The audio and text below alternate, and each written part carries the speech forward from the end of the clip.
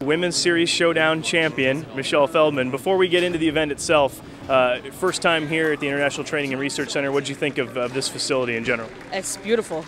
We did a little bit of a tour today. Friends of ours that work here brought us on the bottom.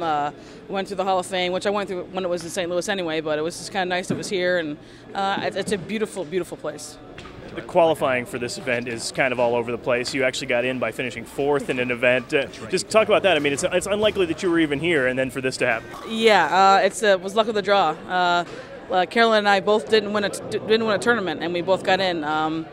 Like last year, same thing with Missy got in. It just happened to be that the week that I bowled really well, finished fourth. The other three already made the show, so that's how it counts as me making the TV show for today.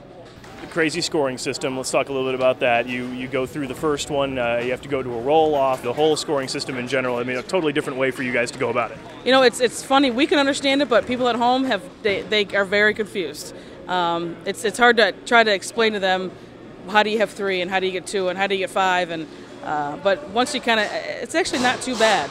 I think it's more nerve-wracking bowling this than it is bowling a regular game, knowing you have to try to strike every time, which you want to anyway. But you know, if you leave it 10 pin, it's two.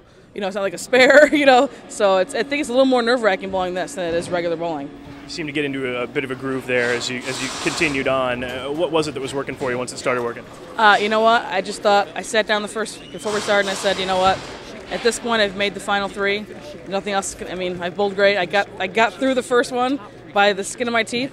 And you know what? At this point, nothing. You know, I'm happy where I'm at. Wherever I finish, I'll be happy with it. So, I'm obviously happier that I finished first. But you know, at that point, what do you do? I mean, it's hard because you're bowling friends, and Shannon's a very good friend of mine, and we room together. So it's kind of hard when you're.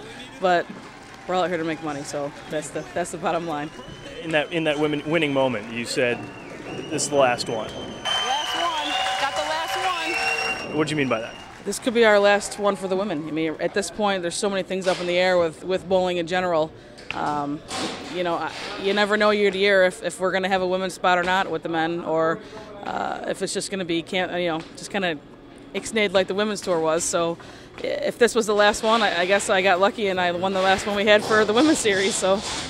I also know you had some family issues this week. What does this win mean for you with what's going on at home? It means a lot. My grandmother hasn't been doing too well the last few weeks, and it just feels like I wanted to win just because this might, at some point you never know. This could be the last time she watched me on TV. So I think that motivated me a lot more. This is for my grandmother right here.